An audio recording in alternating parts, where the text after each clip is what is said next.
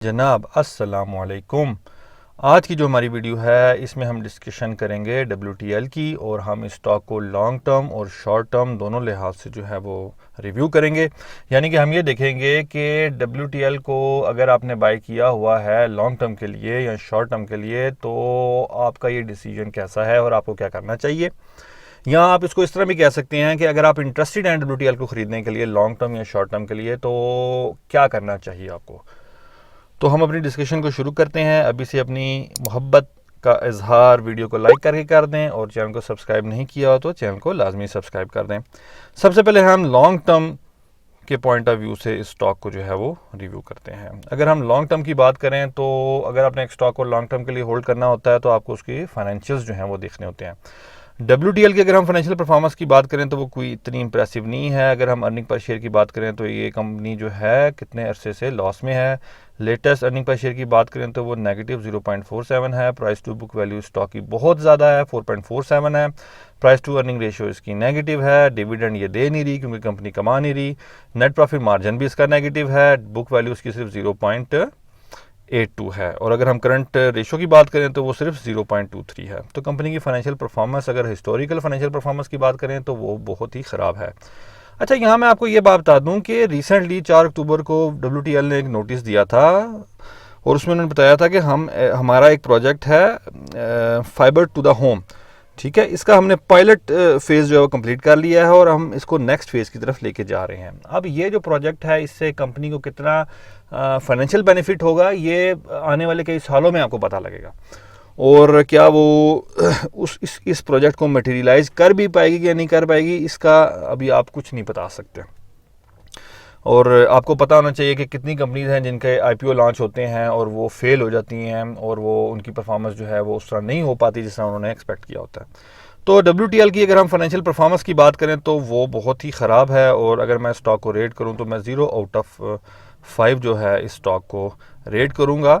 याद रखें कि इस वक्त करंटली मार्केट में इतने अच्छे अच्छे स्टॉक्स मौजूद हैं जो कि हाईली अंडर वैल्यूड हैं, बहुत अच्छा डिविडेंड पे कर रहे हैं। तो उनके होते हुए आपको WTL जैसे स्टॉक को लॉन्ग टर्म के लिए होल्ड कभी भी नहीं करना चाहिए। आपको इतने ब्लू चिप्स इतनी अंडर वैल्यूड प्राइस पे और इतने अच्छे डिविडेंड यील्ड पे मिल रही हैं, तो आपको WTL में आपको इन्वेस्ट करने की ज़रूरत नहीं है। आप उनमें जो है वो इन्वेस्ट करें, ठीक है। तो हमने लॉन्ग टर्म के पॉइंट ऑफ व्यू से स्टॉक को देख लिया। अब हम देखेंगे शॉर्ट टर्म के हवाले से, लेकिन उससे पहले मैं आपको ये बताता चलूं कि अगर आप भी स्टॉक मार्केट में एक सक्सेसफुल इन्वेस्टर या ट्रेडर बनना चाहते हैं तो आप मेरा स्टॉक मार्केट कोर्स ज्वाइन कर सकते हैं, जिसमें मैंने टेक्निकल एनालिसिस भी सिखाया है, कंप्लीट फंडामेंटल एनालिसिस सिखाया है, इंक्लूडिंग के एक अंडर वैल्यूड स्टॉक को कैसे आइडेंटिफाई किया जाता है, मेरी स्ट्रेटेजी क्या होती है ट्रेडिंग की और इन्वेस्टमेंट की, वो भी मैंने डिस्कस किया है।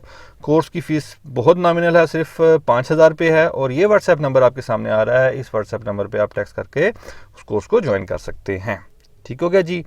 अच्छा जी, हमने लॉन्ग टर्म के हवाले से डिस्कशन कर ली। अब हम आएंगे शॉर्ट टर्म के हवाले से। शॉर्ट टर्म को समझने के लिए हमें WTL का जो चार्ट है वो देखना पड़ेगा। अब ये चार्ट आपके सामने ओपन है। देखिए, इस बात को समझें, हमने इस कंपनी के भी फाइनेंशियल्स को देखा और आपको पता है कि आपको पता लगा है कि ये कंपनी की फाइनेंशियल परफॉर्मेंस कोई अच्छी नहीं है। अगर हम टेक्निकल्स की बात करें तो ये कंपनी जो है ना, इस पर टेक्निकल्स काम नहीं करते। रीज़न बीइंग, इस कंपनी में स्पेकुलेशन होती है। फॉर एग्जाम्पल मैं आपको एग्जाम्पल देता हूँ। अब ये आप देखें, चार्ट आपके सामने ओपन है। दिसंबर 2021 में ये स्टॉक 1.6 रुपीज़ का था, और अचानक ये स्टॉक यहाँ से उठकर जो है 2.67 रुपीज़ तक ऊपर चला गया, ठीक है।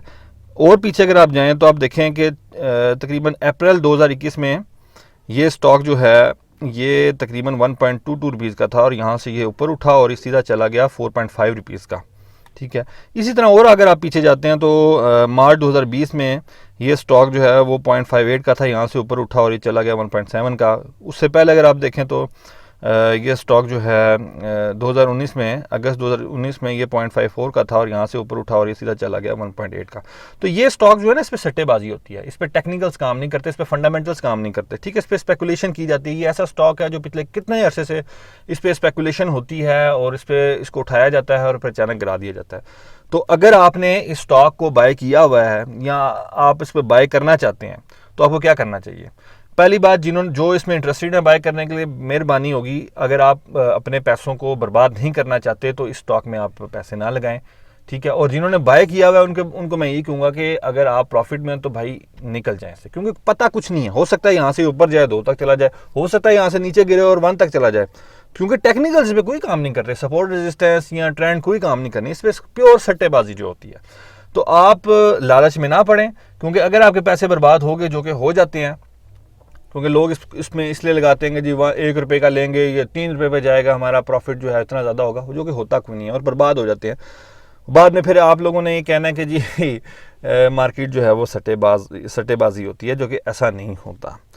तो अच्छे स्टॉक्स खरीदें, इतनी अच्छी अंडर वैल्यूड स्टॉक्स जो हैं वो मौजूद हैं, या टेक्निकली भी बहुत अच्छे स्टॉक्स मौजूद हैं, उनमें आप जो है ट्रेड या इन्वेस्ट करें, ना कि अपने पैसे WTL में बर्बाद करें। ठीक है, तो अगली वीडियो तक के लिए मेरी तरफ से खुदा हाफिज़, फ़ी अमानिल्लाह।